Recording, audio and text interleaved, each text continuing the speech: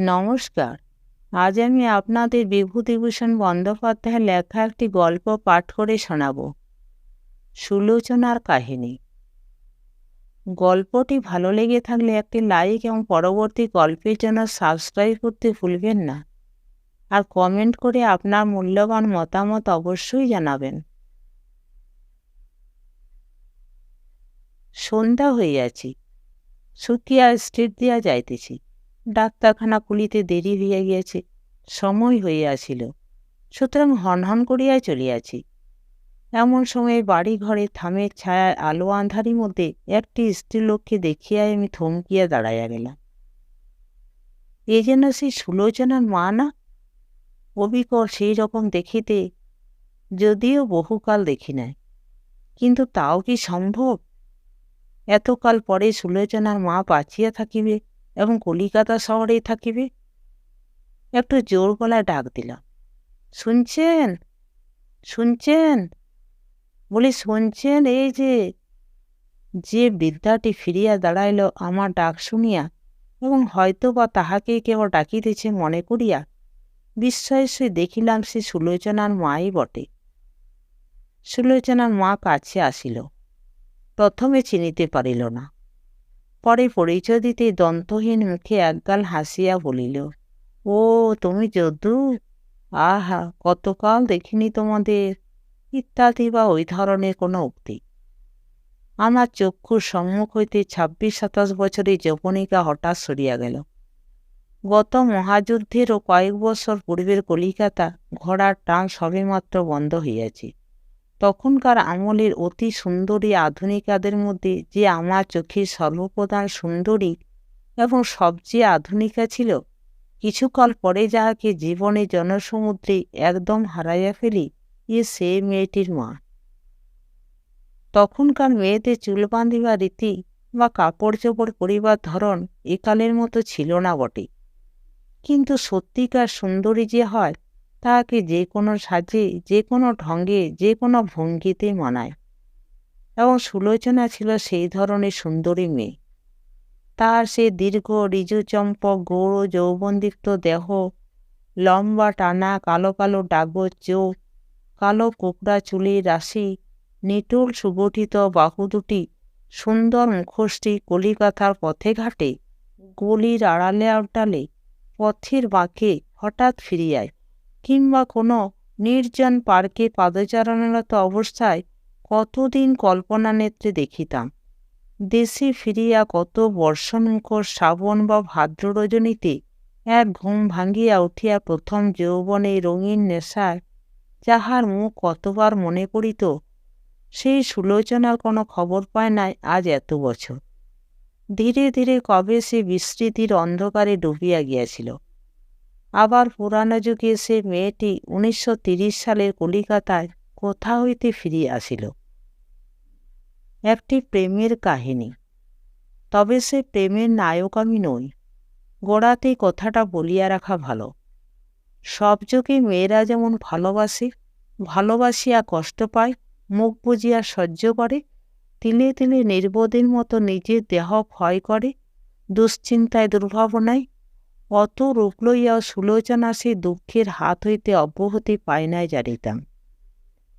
তাই পরবর্তী সময়ে মেয়েদের যখন ভালো করিয়া জানিয়াছিলাম ও বুঝিয়াছিলাম, তখন সেকালে তরুণী প্রেমিকা সুলোচনার জন্য মাঝে মাঝে মনটা কেমন করিয়া উঠিত। যা, এখন সেসব কথা, বর্তমানের কথা এবার বলি। সুলোচনার মা অত্যন্ত বৃদ্ধা হইয়া পড়িয়াছে, আজ দেখিয়াই বুঝিলাম। কিন্তু সুলোচনার মা ভিক্ষা করিতেছে কেন? সুলোচনা কোথায়? কারণ ভিক্ষায় সে করিতেছিল, থামের পাশে দাঁড়াইয়া রাস্তার লোকের কাছে 2-1 পয়সা চাহিতেছিল, আমি লক্ষ্য করিয়াছি। আমাকে পূর্ব পরিচিত বলিয়া বুঝিতে পারিয়া বৃদ্ধা একটু সংকুচিত হইয়া পড়িল। তাহার সে ভাবটা কাটাইয়া দিবার জন্য বলিলাম, এখানে কোথাও বাসা বুঝি? দোকানে জিনিস কিনতে এসেছিলেন? ভালো আছেন? আর বাবা, ভালো আর মন্দ, তুমিও যেমন। কথাটা ভালো লাগিল না, সুতরাং যে প্রশ্নটি এতক্ষণ করিতে বাধ্য ঠেকিতেছিল সেটা করিয়া ফেলিলাম। ভাবিয়া দেখিলাম সুলোচনার বয়স এখন হিসাব মতো প্রায় 40-42। সুতরাং তাহার কথা জিজ্ঞাসা করিতে সংকোচের কারণ কি আছে? সে এখন আর বিড়াবনতা সুন্দরী কিশোরী প্রণয়িনী নয় কারো। গেস আপনার মেয়ে কোথায়? তাই তো বলছি বাবা, সে কি আর আছে? সে থাকলে আমার আজ এই। বৃদ্ধা কাঁদিয়া ফেলিল। আমি এই উত্তরের জন্য আদৌ প্রস্তুত ছিলাম না। অপ্রতিভের মতো বলিলাম, ও। দুজনেই কিছুক্ষণ চুপচাপ। পরে আমি বলিলাম, আজকাল আছেন কোথায়? রাস্তায়, গভর্নমেন্টের রাস্তায়। সবই বুঝিলাম। বড় কষ্ট হইল, এ কথা বলিলে ঠিক কথা বলা হইবে না। কষ্ট হইলেও বুড়ির জন্য হয় না।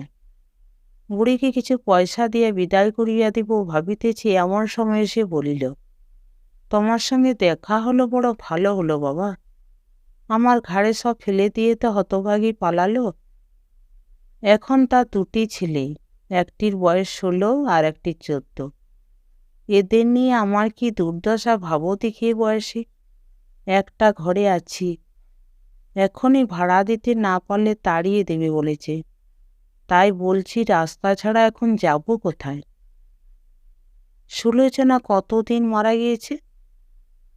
এই 14 বছর। ওই কোলের ছেলেটি যখন 2 মাসের, সেই থেকে মানুষ করছি। আমার হঠাৎ একটি কথা মনে হইল। সুলোচনাকে আমি জানিতাম বটে, কিন্তু তাহার আসল ইতিহাস আমার কাছে রহস্যাবৃত ছিল। আমি খানিকটা বুঝিতাম, খানিকটা বুঝিতাম না। তাহার আর একটা কারণ, আমার বয়সও তখন কম ছিল। রূপসী সুলোচনা আমার কাছে চিরদিন নারীত্বের গহন রহস্যের প্রতীক হইয়া আছে। এই উত্তম সুযোগ। বড় কৌতূহল হইল। উহার মায়ের মুখে তাহার ইতিহাস সব শুনিব। বৃদ্ধাকে বলিলাম, আপনি শ্রদ্ধানন্দ পার্কে বসে থাকবেন কাল বিকেল 5টার সময়। আমি আসব। বাড়ি ভাড়ার ব্যবস্থা যা হয় করা যাবে। বুড়ি ছাড়িল না। তাহার বাসা দেখিতে হইবে এখনই। অগত্যা গেলাম। বাসা দেখিয়া মনে হইল, তেমন ঘরে মানুষ থাকিতে পারে না। গরু থাকিলেও কষ্ট হয়। একতলায় ছোট্ট অন্ধকূপের মতো ঘর। একটি মাত্র দোর, যেটা দিয়ে ঢুকিতে হয়। দ্বিতীয় দরজা বা জানালা নাই। এই পচা ভাত দেখি ভীষণ গুমট ঘরের মধ্যে। সুলোচনা ছেলেরা একটু পরে আসিল। বড় সুন্দর ছেলে দুটি। সুলোচনার মুখ চোখ ভুলিয়া গিয়াছিলাম। ইহাদের বিশেষ করিয়া ছোট ছেলেটিকে দেখিয়া আবার সুলোচনাকে স্পষ্ট মনে করিল। জিজ্ঞাসা করিয়া জানিলাম, যাত্রাদলে কৃষ্ণ সাজে একটি, অপরটি গান গায়। হায় অভাগী সুলোচনা! তখনকার কালে শৌখিন মেয়ে, তখনকার কালের আধুনিকা স্মার্ট মেয়ে সুলোচনার মা ও ছেলেদের একই গৃহসজ্জা। ছেঁড়া চটের বিছানা, চটের মধ্যে বিচুলির কুচি পড়া বালিশ, ভাঙ্গা কলাই চটা 1-8খানা সানকি, একটা মাটির কলসি, আর দড়ির আলনায় অতি মলিন 2-3 কাপড় ও জামা। একখানা কেওড়া কাঠের হাত 2 চওড়া তক্তাপোষ আছে। ছেলে দুটি তাতে শোয়, বুড়ি শোয় মেঝেতে। তাও এই ঘরে আশ্রয় মিলিতেছে কই? এই আস্তাবল হইতে বাড়িওয়ালা নাকি ইহাদের তাড়াইয়া দিবে বলিতেছে। এই কাহিনীটি আর বেশি দূর অগ্রসর করিয়া লইয়া যাইবার পূর্বে সুলোচনা কে ছিল, তাহার সহিত আমার কিভাবে আলাপ, ইহা বলিব। নতুবা গল্পের অংশ ভয়ানক খাপছাড়া ঠেকিবে। 1906 সালে দেশের স্কুল হইতে এন্ট্রান্স পাস করিয়া কলিকাতার কলেজে পড়িতে আসিয়াছি। বেচুত চাটুর্যের স্ট্রিটে আমারই সংগ্রামস্থ এক বন্ধুর বাবা ছেলেপুলে লইয়া বাসা করিয়া থাকিতেন। সেখানেই উঠিয়াছি। আমার বন্ধুটি দাদা তখন বিয়ে পড়েন এবং তাহারই সঙ্গে দেখা করিতে প্রকাশচন্দ্র বসু নামে তাহারই এক বন্ধু বাসায় ঘন ঘন যাতায়াত করিতেন। এই প্রকাশবাবু বড় অদ্ভুত লোক। বঙ্গভঙ্গ আন্দোলনে মনে প্রাণে যোগ দেওয়ার ফলে পুলিশের হাতে গুরুতর প্রহার খাইয়া নাকি কিছুদিন হাসপাতালে এবং কিছুদিন জেলে ছিলেন। তিনি নিজের হাতে কাহাকেও বোমা মারিয়াছিলেন বলিয়া শুনি নাই, কিন্তু আলিপুর বোমার মামলার সময় পুলিশ দিনকত তার পিছু পিছু ঘুরিয়াছিল। খুব বলিষ্ঠ দীর্ঘ চেহারা, মুখের ভাবে বুদ্ধিমত্তা ও মননশীলতার ছাপ অতি সুস্পষ্ট। প্রেসিডেন্সি কলেজের বিএ ক্লাসের ছাত্র হিসাবেও যথেষ্ট মেধাবী। আমরা প্রকাশটাকে যথেষ্ট খাতির করিয়া চলিতাম। তিনি বাড়িতে আসিলে বাড়ির মেয়েরা পর্যন্ত খুশি হইয়া উঠিতেন। প্রকাশের জন্য এই খাবার করা, প্রকাশের জন্য ও খাবার করা, চা কোথায়, চেয়ারের উপর পাতিবার কুশন কোথায়, মিনি তার হাতের উলের কাজ দেখাইতে ছুটিতেছি, ডলি পড়া বলিয়া লইবার জন্য ছুতা করিয়া প্রকাশদার সঙ্গে দুটি কথা বলিবার সুযোগ খুঁজিতেছি। প্রকাশ তার কাছে যেন বাড়ি শুদ্ধ লোকের মন বাঁধা পড়িয়া গিয়াছে। তাহার বিরুদ্ধে একটি কথাও বলিবার অধিকার ছিল না বাড়িতে। তাহা হইলে সকলেই একসঙ্গে তুমুল প্রতিবাদ তুলিবে। প্রকাশদার সঙ্গে মাঝে মাঝে সতীশ রায় বলিয়া তাহার এক বন্ধু আসিতেন। মেডিকেল কলেজের ছাত্র, খুব বড় বড় চোখ, শ্যামবর্ণ দোহারা চেহারা। ইহারা সবাই খুব স্ফূর্তিবাজ আমোদে ধরনের লোক। ঘরে খিল দিয়া কিসের পরামর্শ করিতেন, তখন আমাদের জানালা দিয়া উকিঝুঁকি মারাও নিষেধ ছিল।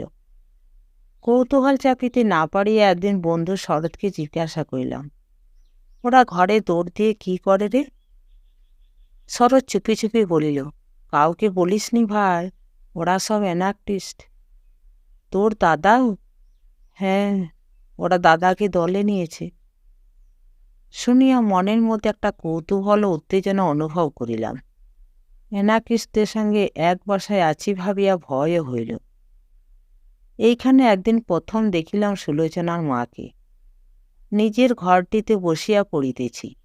একটি পৌরা বিধবা স্ত্রীলোক ঘরে ঢুকিয়া আমায় জিজ্ঞাসা করিল, প্রকাশ এখানে কবে এসেছিল? আজ আসবার কথা আছে। দেখিলাম স্ত্রীলোকটি পরনে সাদা থান, বয়স 35-36 বেশি নয়, গায়ের রং খুব ধবধবে ফর্সা, বয়স হইল মুখোশটি দেখিতে ভালো। আমার মুখে প্রকাশবাবুর আসিবার সম্ভাবনা আছে শুনিয়া আমারই ঘরে সে বসিল। আমায় বলিল, তুমি কি পড়ো ছেলে? পড়ি ফার্স্ট ইয়ারে। এটা তোমাদের বাড়ি? আমার বন্ধুর বাড়ি, আমি এখানে থাকি। বাড়িতে মেয়েরা আছেন, চলুন না বাড়ির মধ্যে। এখানে কেন বসে থাকবেন? এইভাবে সুলোচনার মার সঙ্গে বাড়ির মেয়েদেরও আলাপ হইয়া গেল। সুলোচনার মা কিন্তু প্রকাশদার সঙ্গে সাক্ষাৎ করা ছাড়া অন্য কার্যে কখনো আসে না। একদিন আমার কথা মনে হইল। বাড়ির মধ্যে মেয়েরাও কথা বলিতে শুরু করিল। স্ত্রীলোকটি যে প্রকাশবাবুর কাছে টাকা লইতে আসে তাহার সকলে জানিয়া গেল। ক্রমে আমাদের সামনে এসে প্রকাশবাবুকে বলিত, ও প্রকাশ বাবা, এ মাসে 8-10টা টাকা না দিলে মেয়ের বই হবে না। ক্লাসে তাকে বকে, বই না কিনে স্কুলে যাবে কি করে? আমার বন্ধুকে একদিন বলিলাম, ওর মেয়ে আছে তা তো এতদিন শুনিনি। ওরা প্রকাশদার কেউ হন? প্রকাশদা টাকা দেন কেন ওদের? বন্ধু বলিল, জানি ওর এক মেয়ে এখানে স্কুলে পড়ে। আমি শুনেছি মেয়েটা সধবা, কিন্তু তার স্বামীর কাছে থাকে না। মা ও মেয়ে কোথায় যেন বাসা করে থাকে। প্রকাশদা সতীশদা দুজনে খরচ দেন। দাদা এসব গল্প সেদিন মার কাছে করছিল। তা প্রকাশদা সতীশদা টাকা দেন কেন? ওরা অ্যানার্কিস্ট কিনা? দেশের আর দশের সেবা ওদের কাজ, বিশেষ করে প্রকাশদার। দাদা বলে, প্রকাশদা বাড়ি থেকে যে টাকা পান তার বেশিরভাগ ওদের দিয়ে দেন। নিজের অনেক সময় টাকা ধার করতে আসেন দাদার কাছে। দুটো টিউশনি করেন, সে টাকাও ওদের দিয়ে দেন। আমার ক্রমে মনে হইল, বুড়ি প্রকাশদার কাছে নানা রকম ফোন দিয়েও ছুটায় টাকা আদায় করিতে আসে, আর সবসময় মেয়ের অজুহাতে। আজ আমার মেয়ে নেই নাই, আজ আমার মেয়ে তা নাই, একটা না একটা ছুতা বুড়ি লাগিয়াই আছে। প্রকাশদাও যেন কল্পতরু, না বলিতে শুনিলাম না কোনো দিন। বুড়ির উপর হাড়ে হাড়ে চটিয়া গেলাম। বুড়ি বলিলাম বটে, কিন্তু সুলোচনার মা সে যুগে বুড়ি ছিল না। কতবার ভাবিতাম প্রকাশটাকে বলি, ওরা ফাঁকি দিয়ে আপনার কাছে টাকা লইতেছে, আপনি যখনই যা চাই তা দেন কেন? কিন্তু প্রকাশটাকে শ্রদ্ধা সম্মান করিতাম, কখনো সাহস করিয়া কথাটা বলিতে পারি নাই। এখানে একদিন সুলোচনা আসিল তার মায়ের সঙ্গে। দেখিয়া অবাক হইয়া গেলাম। রূপসী বটে, পাড়াগা হইতে কয়েক মাস মাত্র আসিয়াছি, অমন রূপ কখনো দেখি নাই। বছর 16 কি 17 বয়স, পিঠে দীর্ঘ কালো চুলের বিনুনি দোলানো, যেমন চোখ তেমন ধপধপে রং, তেমনই নিটোল স্বাস্থ্য, অনিন্দ সুন্দর মুখশ্রী। বাড়ির মেয়েদের সঙ্গে স্বভাবতই তার যথেষ্ট ভাব হইয়া গেল। তারপর প্রায়ই আসিতে লাগিল। বিশেষ করিয়া প্রকাশদার আসিবার সময়টাতেই আসি, এবং বেশিরভাগ কথাবার্তা বলে প্রকাশদার সঙ্গে। প্রকাশদা উপস্থিত থাকিলে সেই যে তাহার চেয়ারে পিছনটি ধরিয়া দাঁড়ায়, তিনি যতক্ষণ এ বাড়িতে থাকেন বড় একটা অন্য কথা নড়িতে দেখি নাই। প্রকাশদা উঠিয়া চলিয়া গেলেই সুলোচনা আমাদের বড় বিরক্ত করিত, নয়তো বা আমাদের সে মানুষ বলিয়া মনে করিত না। টেবিলে বসিয়া পড়িতেছি, সুলোচনা হঠাৎ আসিয়া বইখানা টানিয়া লইয়া গেল, নয়তো পিছন হইতে আসিয়া 2 হাত দিয়া চোখ চাপিয়া ধরিল, নয়তো ভূতের গল্প শুনিবার আবদার ধরিয়া বসিল। পড়িতে দিবে না কিছুতেই, পড়া থাক, তাহার সঙ্গে ছাদে কে যাইবে? ডলির পুতুলের শুভ বিবাহ এখনই ছাদে অনুষ্ঠিত হইবে, তাহার পুতুলের সহিত ইত্যাদি ইত্যাদি। এক একদিন এক এক রকমের ব্যাপার। কিন্তু প্রকাশটা থাকিলে সুলোচনা এরকম করিত না। তখন তার অন্য মূর্তি, ধীর স্থির, বেশি হাসিত না, বেশি বকিত না, কেমন যেন সলজ্জ সকুণ্ঠ চোখ মুখের ভাব কতদিন দেখিয়াছি। প্রকাশদা সুলোচনাকে সু বলিয়া ডাকিতেন, আমরাও সবাই তাকে সু বলিতাম। একদিন সুলোচনা তাহাতে আপত্তি করিল। শরৎকে বলিল, প্রকাশদা যা বলেন তোমরাও তাই বলবে কেন? ও নামে ডেকো না, কানে ভালো লাগে না। আমার বড় রাগ হইল। সুলোচনার চাল দেওয়া ধরনের কথাবার্তা আমার সহ্য হইত না। আমার মনে হইত মেয়েটি অত্যন্ত গর্বিতা ও চালবাজ। রাগের ঝুঁকে বলিলাম, তাহলে তুমিও আমাদের সঙ্গে মিশতে এসো না। সুলোচনার সহিত আমাদের এই ধরনের খুনসুটি ঝগড়া প্রায়ই চলিত, তবে সে যে সব সময় আমাদের বাসায় আসিত তা না, মাসের মধ্যে 10-12 দিনের বেশি না। প্রকাশদা এখানে যে যে দিন আসিবেন, এমন দিন ছাড়া সুলোচনা এখানে আসাকেও কল্পনা করিতে পারিত না। আর একটা জিনিস লক্ষ্য করিতাম, সতীশদার প্রতি সুলোচনা যেন তেমন সন্তুষ্ট না, অথচ সতীশদা সুলোচনা বলিতে অজ্ঞান ছিলেন। আমার বন্ধু শরৎ বলিত, সুলোচনাদের কলিকাতার বাস ভাড়া ও বাসার সমস্ত খরচ নাকি সতীশদা দিতেন। কিন্তু সুলোচনা সতীশদাকে কেন যে দেখিতে পারিত না, তাহা কি করিয়া বলিব। একদিনের কথা বলি, সেদিন সতীশদা আসিবার কিছু পরে সুলোচনা তার মায়ের সঙ্গে আসিয়া হাজির। সুলোচনার মা বলিল, সতীশ, আমাকে দক্ষিণেশ্বরে ঘুরিয়ে আনবে বাবা? সুলোচনা বলিল, হ্যাঁ মামা, চলো আমিও যাব। সতীশবাবুকে সুলোচনা মামা বলিয়াই ডাকিত। সতীশদা হাতে যেন স্বর্গ পাইয়াছেন, তাহার চোখ মুখের খুশির ভাব দেখিয়া তাহাই মনে হইল। উৎসাহের সহিত বলিলেন, হ্যাঁ হ্যাঁ, বরং চলো দক্ষিণেশ্বর থেকে আমরা বরানগরে স্বামী অবধৃতানন্দের আশ্রম দেখে আসব। সে বড় চমৎকার জায়গা, গঙ্গার ধারে। সুলোচনার মা বলিলেন, তাহলে অমনি পেনেটির দ্বাদশ শিবের মন্দিরও দেখে আসি, চলো না। সুলোচনাও বলিল, বড্ড মজা হয় মামা, একখানা গাড়ি ডাকো। সতীশদা গাড়ি ডাকিতে গিয়াছেন। এমন সময় প্রকাশদা আসিয়া পড়িলেন। সুলোচনা তাহাকে অনেক অনুরোধ করিল তাহাদের সঙ্গে যাইবার জন্য। তিনি কেন যাইতে চাইলেন না তাহা আমি জানি না। সঙ্গে সঙ্গে সুলোচনাও তাহার মাকে বলিল, সে কোথাও যাইবে না, মায়ের ইচ্ছা থাকিলে তিনি একাই যাইতে পারেন। সতীশদা ইতিমধ্যে গাড়ি আনিয়া উপস্থিত করিলেন, কিন্তু ঘটনা নতুন পরিস্থিতি দেখিয়া বড় নিরুৎসাহ হইয়া পড়িলেন। প্রকাশদা সুলোচনাকে যাইবার জন্য যথেষ্ট বলিলেন, এমনকি শেষে রাগও করিলেন। সুলোচনা কিন্তু কিছুতেই গেল না। অবশেষে বেচারি সতীশদা শুধু সুলোচনার মাকে লইয়া যাইতে হইল। অবশ্য আমার বন্ধুর বাড়ির মেয়েরা কেউ কেউ সঙ্গে গেলেন। এতগুলি মেয়ে গেল, তবুও সুলোচনা এক পা নড়িতে চাহিল না।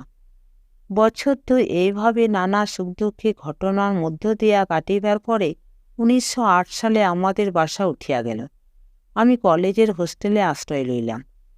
সুলোচনাদের সেই সম্পর্ক ঘুচিয়া গেল। আমার ছাত্র জীবনের বাকি বৎসরগুলির মধ্যে সুলোচনা বা তার মায়ের সঙ্গে চোখের দেখাও হয় নাই একদিনের জন্য।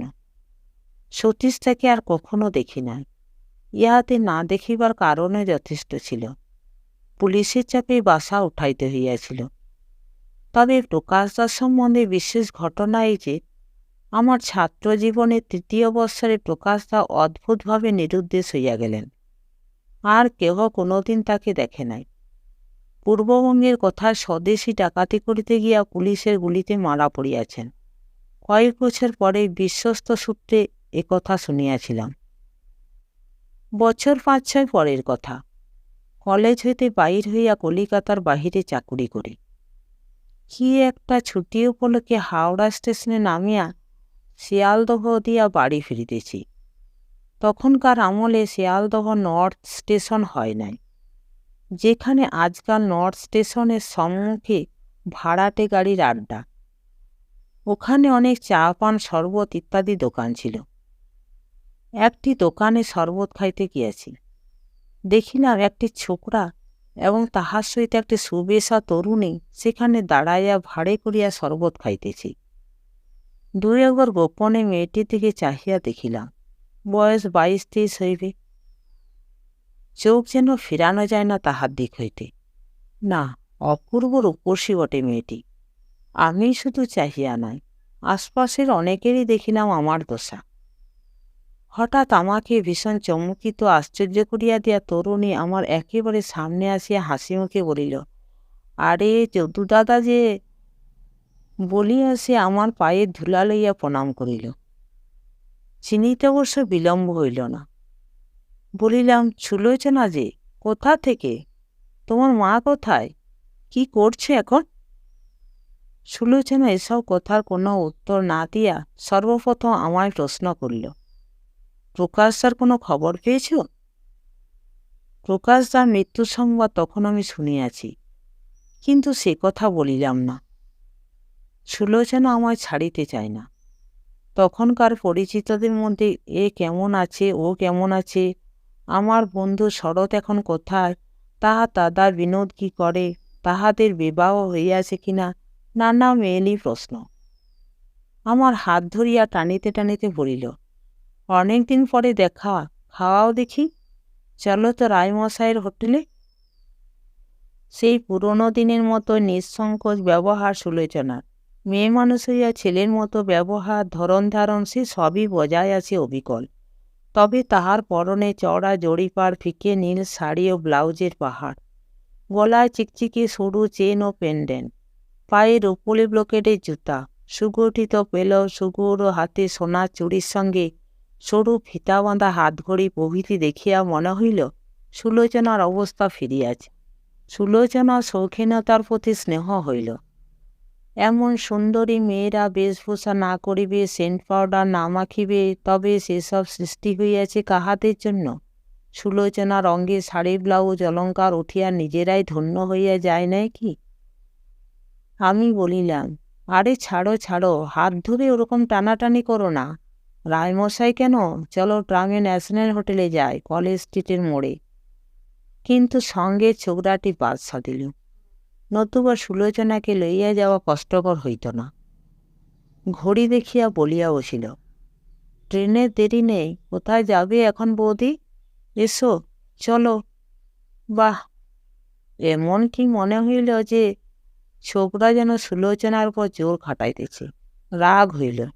কোথা হইতে উড়িয়া আসিয়া চড়িয়া বসিয়াছে বাপু। সুলোচনাকে আমরা ছেলেবেলা হইতে জানি, তুমি তখন জন্মাও নাই। আজ আসিয়াছ আমাদের সামনে সুলোচনাকে ঘড়ি দেখিয়া টাইম বলিয়া দিতে। সুলোচনা যে খুব ভালো মেয়ে নয়, এ ধারণা আমার পূর্ব হইতেই ছিল। এখন সে ধারণা আরও বদ্ধমূল হইল। বেচারি প্রকাশদা, মেয়েদের ভালোবাসার এই তো মূল্য।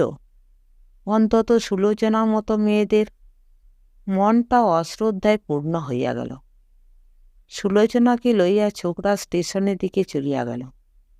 সুলোচনা যাইতে যাইতে আমার দিকে ফিরিয়া বলিল, দমদমায় বাসা আজকাল, যেও একদিন।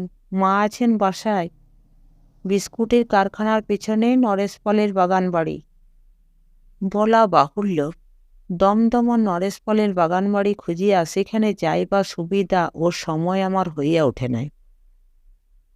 বছরখানেক পরে ইউরোপীয় মহাযুদ্ধ আরম্ভ হইবার পূর্ববৎসর 1913 সালে আমি সন্ধ্যার দিকে এসপ্লেনেডের মোড়ে ট্রাম ধরিবার জন্য অপেক্ষা করিতেছি। এমন সময় একখান ট্রাম আমার সামনে আসিয়া দাঁড়াইল। হঠাৎ দেখিলাম প্রথম শ্রেণীর কামরায় একখানে বেঞ্চিতে সুলোচনা একা বসিয়া আছে। আমি তখনই বিন্দুমাত্র নাম ভাবিয়া ট্রামখানাতে উঠিয়া তাহার পাশে বসিয়া পড়িলাম। সুলোচনা প্রথমটা চমকিয়া উঠিয়াছিল, পরে আমাকে দেখিয়া ও চিনিতে পারিয়া ভারী খুশি হইল। বলিল, উহ, যা ভয় দেখিয়ে দিয়েছিলে। আমি বলি, কে এসে চুপ করে পাশে বসে পড়ল রে বাবা। ভালো, কতদিন দেখা হয়নি। সে শিয়ালদা স্টেশনে সেবার। দাঁড়াও, প্রণামটা করি। কথাবার্তা বলিতে বলিতে চাঁদনির মোড়ে ট্রাম আসিল। সুলোচনা বলিল, নামো এখানে যদুদা। কুরুশ কাঁটা কিনব আর ছেলেটার জন্য হরলিক্স কিনব। আমিও আর মুখের দিকে আশ্চর্য হইয়া চাহিয়া আছি দেখিয়া সুলোচনা সলজ্জ মুখে বলিল, আজকাল আমার স্বামী এসেছেন যে, আজ প্রায় বছরখানেক। এখন যে রোজগার করছি 2 পয়সা, আসবে বই কি। এতদিন কেউ খোঁজও নেয়নি। আজকাল কি করো? বারে, আজকাল তো ক্যাম্পবেলে নার্সগিরি করি। এতদিন নার্সদের হোস্টেলে ছিলাম। এখন স্বামী ফিরে আসতে বাসা করেছি দমদমাতে। সে আর বছর যখন তোমার সঙ্গে দেখা, তখন থেকে দমদমায় বাসা। এসো না, আজ চলো। আমার খোকাকে দেখে আসবে এখন। না, আজ থাক, আর একদিন হবে। চলো, চা খাবে সুলোচনা। শোনো বলি, তুমি হলে গিয়ে খোকার মামা, শুধু হাতে যেও না। ওকে একটা হার কিনে দাও না। আমার বড় রাগ হইল। দম দিয়া টাকা আদায় করিয়া লইতে সুলোচনা মায়ের মতোই পটু হইয়া উঠিয়াছে। আপন মামা হইল আজকালকার বাজারে শুধু টাকা দিয়া মুখ দেখা সারি। আর আমি কোথাকার কে? হার কেন দিতে যাইব? বলিলাম, এখন যাব না তোমার বাসায়, বড় ব্যস্ত আছি। ট্রাম হইতে নামিয়া আমরা একটা গ্যাস পোস্টের তলায় দাঁড়াইয়াছি। গ্যাসের আলোয় সুলোচনাকে দেখিয়া সত্যই মুগ্ধ হইয়া গেলাম। এরকম রূপসী মেয়েকে লইয়া কোনো চায়ের দোকানে ঢুকিতে সংকোচ মনে হয়। বিশেষত মনে রাখিবেন 1913 সালের কলিকাতা। তখনকার দিনে মেয়েরা পথে ঘাটে খুব কমই বাহির হইলেও তাই। চায়ের দোকান শুদ্ধ লোক হাঁ করিয়া একদৃষ্টে সুলোচনার দিকে চাহিয়া রহিল। তাহার ওপর সুলোচনার মুখে খই ফুটিতেছে কথা, সে চুপ করিয়া থাকিতে জানে না। আমি বড় অস্বস্তি বোধ করিতে লাগিলাম। আমায় বলিল, যাবে না বই কি। ভাগ্নের মুখ দেখনি। দেয়ার ভয়ে বোনের বাড়ি যাবে না, লজ্জা করে না বলতে? যেতেই হবে। আমি নেমন্তন্ন করছি, সামনের শনিবারে যাবে। ওর সঙ্গে আলাপ করিয়ে দেব। ইহা সব ব্যাপারই রহস্যাবৃত। কোথায় এতদিন ইয়া স্বামী ছিল, কোথা হইতে বা আবার আসিল, এ সকল কথা জিজ্ঞাসা করিতে ইচ্ছাও হইলেও চাপিয়া গেলাম। তবে সুলোচনা কখনো মিথ্যা বলে না, ইহা আমি জানিতাম। পূর্বেও দেখিয়াছি, এমন সব অবস্থায় সত্য কথা বলিত যেখানে সত্য বলিলে তাহার নিজেরই ক্ষতির সম্ভাবনা। কাজে সুলোচনার কথায় আমার অবিশ্বাস হয় নাই। চা খাওয়া ও উল বোনার কাটা কেনার পরে আমি তাহাকে গাড়িতে উঠাইয়া দিতে আসিলাম। গাড়ির কামরায় বসিয়া সে তাহার পাশে বেঞ্চিতে হাত চাপড়াইয়া বলিল, এসো, বসো যদুদা। বলিলাম, আজ নয় সুলোচনা, মাফ করো, কাজ আছে। সুলোচনা অভিমানের সুরে বলিল, না থাক কাজ, এসো, আসতেই হবে। কত কথা আছে তোমার সঙ্গে। রাস্তায় দেখা কি কোথায় বা হলো, পুরানো দিনের কথা আর কার সঙ্গে কইব। পরে হঠাৎ আগ্রহে সুরে জিজ্ঞাসা করিল, আচ্ছা প্রকাশ স্যার আর কোনো খবর পাওনি? বলিলাম, না, কই আর। মনে মনে ভাবিলাম, সে কথা জেনে তোমার লাভই বাকি এখন। বেঁচে নিশ্চয়ই আছেন, তবে পুলিশের ভয়ে লুকিয়ে আছেন বলে মনে হয়। তার কথা যে কইব এমন আর লোক কই, এক তুমি ছাড়া। কেন, সতীশটা কোথায়? মামা? মামা বিয়ে থা করে দেশের দিব্যি সংসারী হয়ে বসেছে। তার মতো মানুষের আর এর বেশি কি করবে? প্রকাশ তার মতো কি সবাই? গাড়ি ছাড়িবার ঘণ্টা দিল। সুলোচনা বিস্ময় সুরে পড়িল, সত্যি আসবে নাকি যদুদা? এসো বসো বলিলে আমার হাত ধরিতে গেল, কিন্তু আমার যাওয়া হইল না, যাইবার প্রবৃত্তি হইল না। তাছাড়া সেই রাত্রে আমাকে কর্মস্থানে ফিরিতে হইবে। সুলোচনার সঙ্গে গেলে ট্রেন ফেল করি, চাকরি বজায় রাখিয়া তবে অন্য কথা। তখন কি জানি সুলোচনার সহিত এই শেষ কথা, 17-18 বৎসর পূর্বের কথা এসব। সুলোচনার মা পার্কে আসিল, তাহাকে বাড়ি ভাড়ার কথা মিটাইয়া দিয়া বলিলাম, এখন বলুন তো, আমি অনেক কথা জানতাম না আপনাদের সম্বন্ধে। যা জানি ভাষা ভাষাভাবে জানি, সবটা বলুন। বেলা পড়িয়া আসিয়াছিল। পার্কে ছেলেমেয়েরা দোলনায় দুলিতেছে, চেঁচামেচি করিতেছে, ঘুগনি চানাচুর কিনিতেছে। সুলোচনার মায়ের নিকট হইতে নানারূপ জেরা করিয়া যে তথ্যটি উদ্ধার করিয়াছিলাম সেদিন, তাহা যেমন করুণ, জীবনের গভীর অনুভূতির দিক হইতেও তেমনই অপূর্ব। কিন্তু বৃদ্ধার কথায় বলিলে ঠিকমতো গুছাইয়া বলা হইবে না, তাই নিজে খানিকটা গুছাইয়া বলিবার চেষ্টা করিলাম। ওদের বাড়ি বর্ধমান জেলায়। সুলোচনা যখন 8 বছর বয়স তখন ওর বিবাহ হয় পাশের গ্রামে। স্বামীর বয়স তখন 30-32। স্বামীর চেহারা ভালো ছিল না বলিয়া ছেলে মানুষ মেয়ে তার কাছে বড় একটা যাইতে চাইত না। স্বামী ছিল মূর্খ গোয়ার প্রকৃতির লোক। 8 বছরে স্ত্রীর উপর মারধর ও নানা রকম অত্যাচার শুরু করে। ফলে ওর মা দেশে জায়গা জমি বিক্রয় করিয়া মেয়ের হাত ধরিয়া কলিকাতায় আসিল। তখন সুলোচনার বয়স 10 বৎসর। উদ্দেশ্য মেয়েকে লেখাপড়া শিখাইয়া স্বাধীনভাবে থাকিবার কোনো সুবিধা করিয়া দেবে। কিন্তু তখনকার কালে মেয়েদের লেখাপড়া শেখা বা স্বাধীন জীবিকা উপার্জন প্রভৃতিকে লোকে ভালো চোখে দেখিত না। মা মেয়ের হাত ধরিয়া নানা জায়গায় বেড়াইল। হাতের পয়সা সম্পূর্ণ নিঃশেষ হইয়া গেল, কিন্তু বিশেষ কোনো সুবিধা হইল না। এদিকে আরও নতুন উপসর্গ, মেয়ে অপূর্ব রূপসী।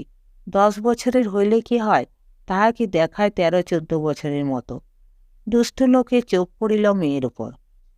একদিন সন্ধ্যাবেলা বাড়ি ফিরিয়া মা মেয়েকে বলিল, চল আজ গঙ্গায় ডুবে মরব দুজনে, এখানে আর কোনো সুবিধে নেই, এবার মান যাবে, গরিবের কেউ নেই। মেয়ে তৎক্ষণাৎ রাজি হইল। রাত 9টার সময় মেয়ে বলিল, কখন আমরা ডুববো মা? অন্নপূর্ণার ঘাটে চলো যাই। মা বলিল, এখনো সব ঘাটে লোক, এখন না, দেরি কর।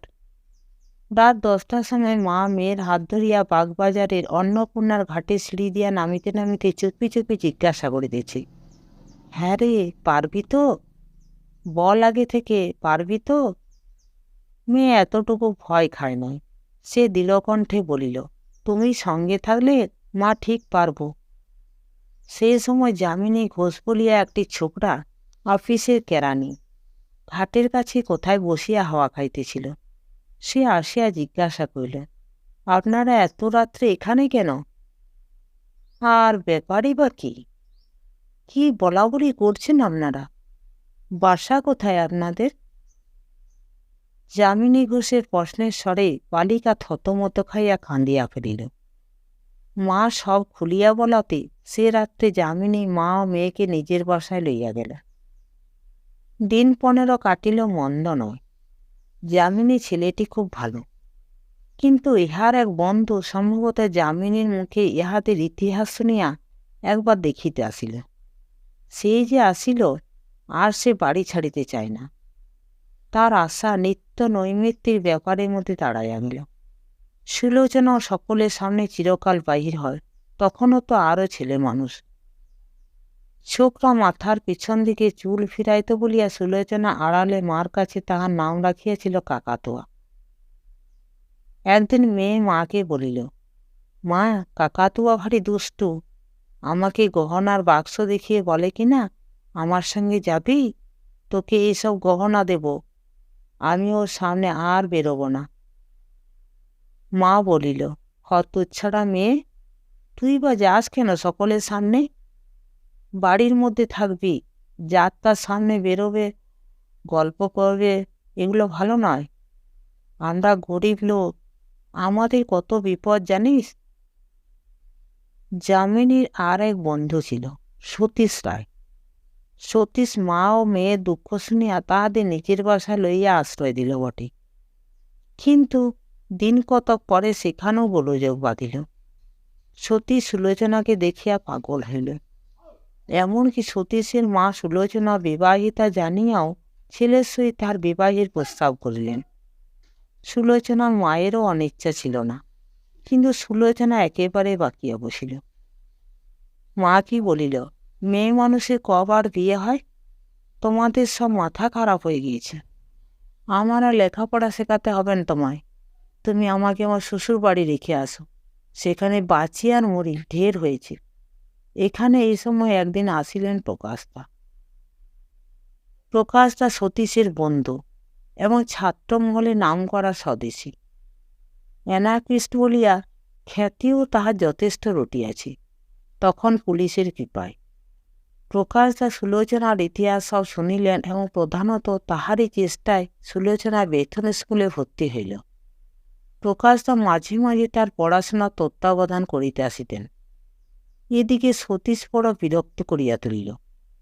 একই বাড়িতে থাকা, সর্বদা দেখা সাক্ষাৎ, সামনে না আসিয়া উপায় নাই।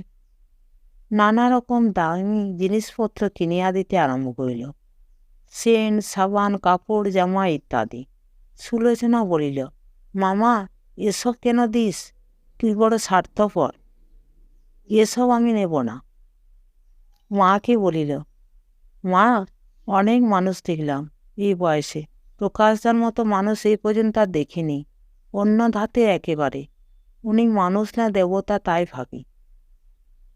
সতীশ দিত দামি দামি কাপড়।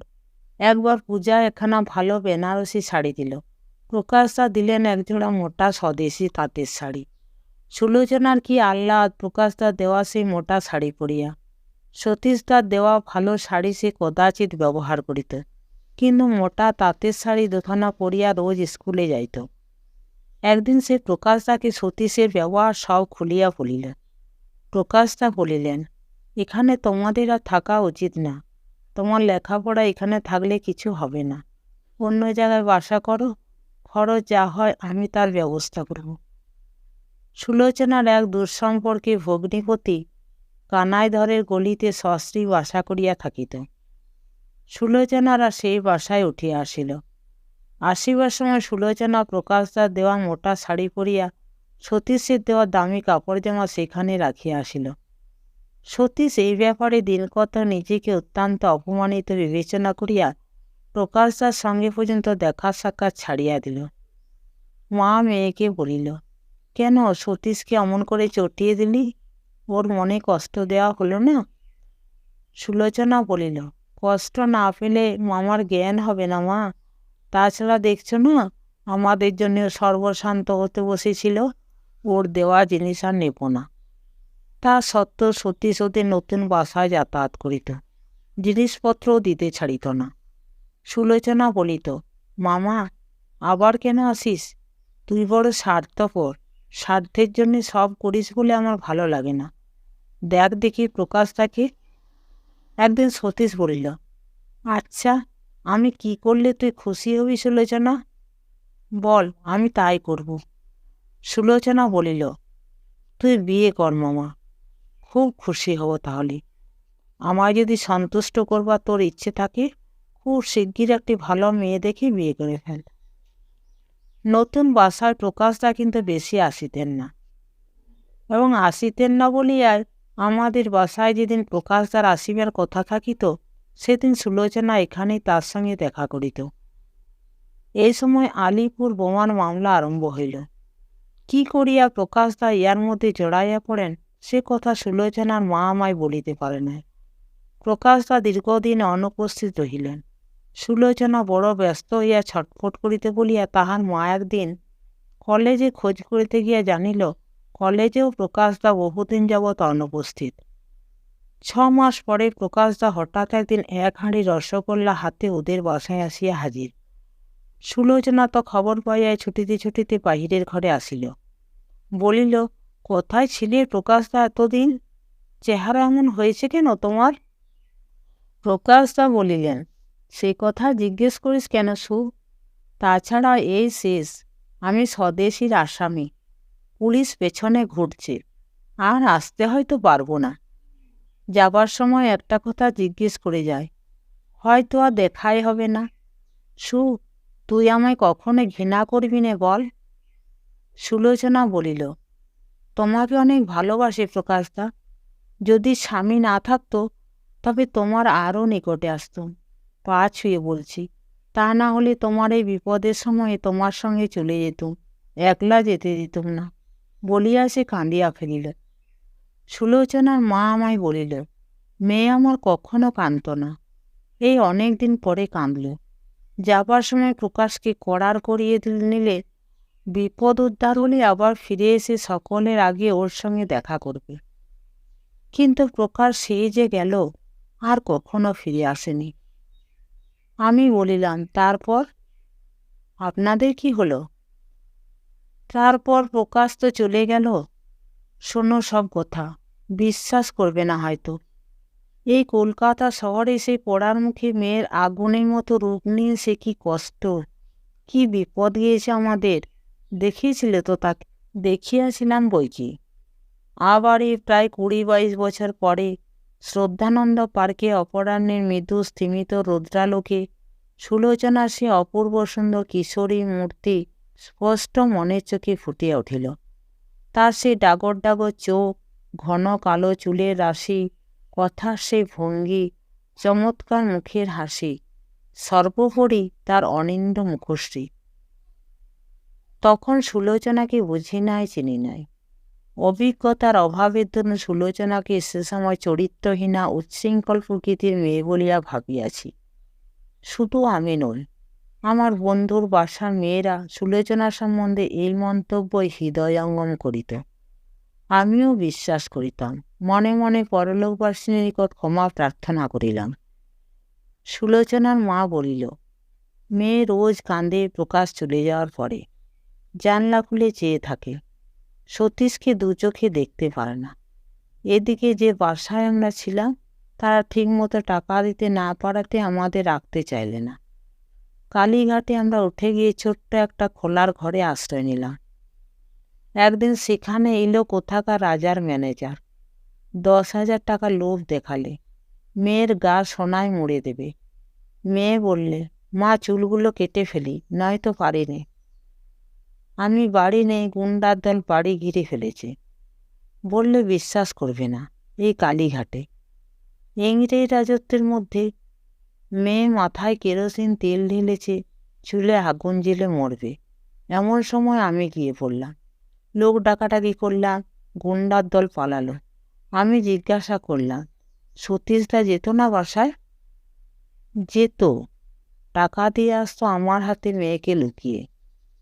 মেয়েও বড্ড নিষ্ঠুর ব্যবহার করেছে সতীশের সঙ্গে।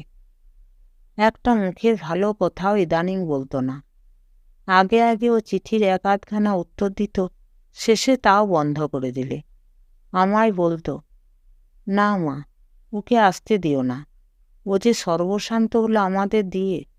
কুকুরের মতো আমরা ও টাকা খাচ্ছি কেন? ও বিয়ে থাওয়া করবে না আমাদের না ছাড়লে।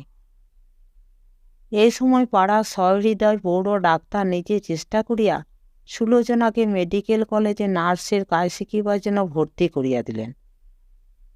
পাস করিয়া প্রথমত সেই ডাক্তারের ডাক্তারখানাতেই কাজ পায়। কিছুদিন সেখানে কাজ করিবার পরে একদিন মাকে আসিয়া বলিল, মা, এ জগতে সব সমান, ওখানে আর আমার কাজ চলবে না, ছেড়ে দিয়ে এলো। মাস 2 পরে ক্যাম্পবেল হাসপাতালে কাজ জুটিল। তখন ওদের পটলডাঙ্গায় বাসা। মা ক্যাম্পবেলের গেট থেকে রোজ রাত 11টার সময় মেয়েকে বাসায় আনে সঙ্গে করিয়া। তাহার মধ্যেও বহু বিপদ গেল। ক্যাম্পবেলের নার্স সুলোচনা রূপের খ্যাতি তখন চারিদিকে ছড়াইয়াছে। ছাত্রমণ্ডলীর অনেকেরই বাসন্তী-প্রেমীর স্বপ্ন সে। কত প্রলোভন তাহাকে যে প্রতিদিন এড়াইয়া চলিতে হইত। গুন্ডার হাতে পড়িতে পড়িতে কতদিন বাঁচিয়া গিয়াছে। একদিন মাকে বলিল, প্রকাশটা ফিরে এসে এরকম দেখে খুশি হবে না। সে দেখে অসন্তুষ্ট হয় এমন কাজ কখনো করব না। তুমি আলাদা ছোট বাসা করো, আমি ক্যাম্পবেলের নার্সদের হোস্টেলে যাই। তাহাই হইল। হোস্টেলে দুজনের নাম দিল যারা করিতে পারিবে, স্বামীর ও প্রকাশদার। আশা ছিল প্রকাশদা একদিন হঠাৎ আসিয়া পড়িবে। সুলোচনার মাকে জিজ্ঞাসা করিলাম, আচ্ছা, কখনো এরপরে প্রকাশদার পত্রটত্র আসত না?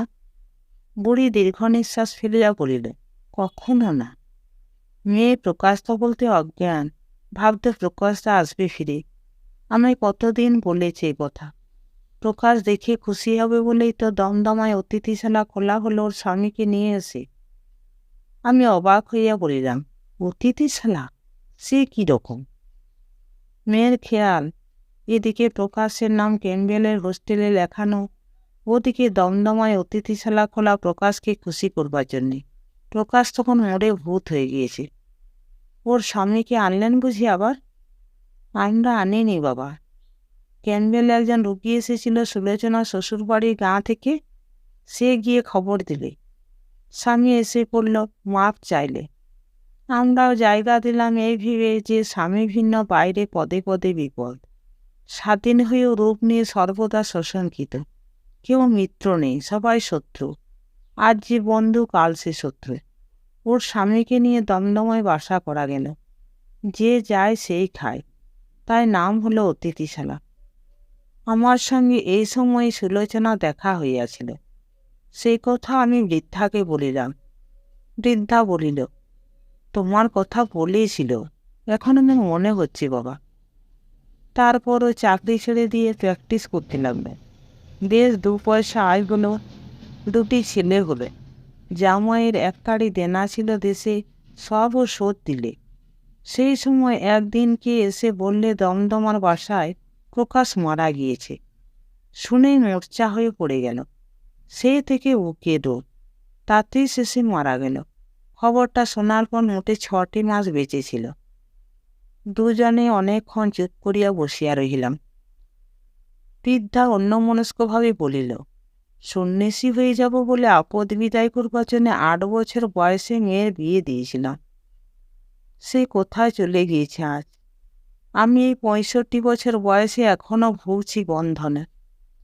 সে স্বামীকে ভালো করলে, তাকে মদ ছাড়ালে, মানুষ করলে, করে মরে গেল।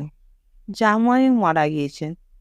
এখন আমি যদি মরে যাই, ছেলে দুটো নিরুপায়, কোথায় দাঁড়াবে? রাস্তায়, গভর্নমেন্টের রাস্তায়। আমার দিকে চাহিয়া বলিল, ইদানিং আমাদের বড় সুখ হয়েছিল, সে তুমি দেখনি।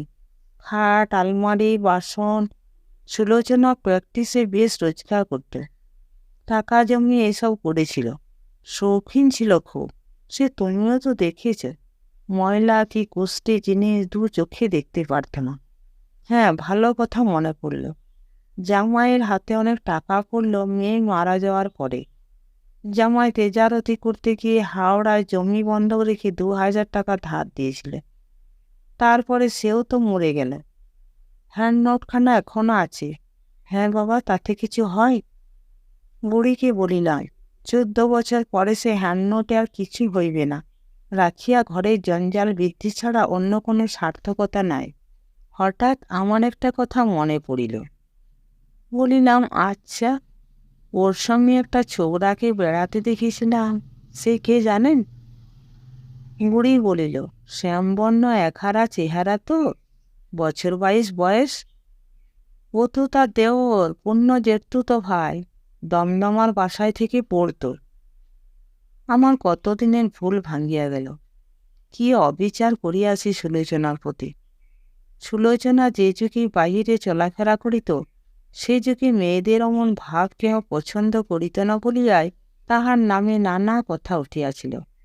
সেই তরুণী সচেতন অন্তরাত্মা যাহাকে ভালোবাসিয়াছিল, তাহারই একনিষ্ঠ ধ্যানে সে দিনের পর দিন বৃথা অপেক্ষা করিয়া মরিত আশার কুহকে। ক্যাম্পবেলের সামনে দিয়া ট্রামে যাতায়াত করিবার সময় অভাগী সুলোচনার কথা আজকাল বড় মনে পড়ে। নমস্কার। গল্পটি ভালো লাগলে চ্যানেলটিকে শেয়ার এবং সাবস্ক্রাইব করবেন এবং আপনাদের একটি মূল্যবান মতামত লিখে জানাবেন।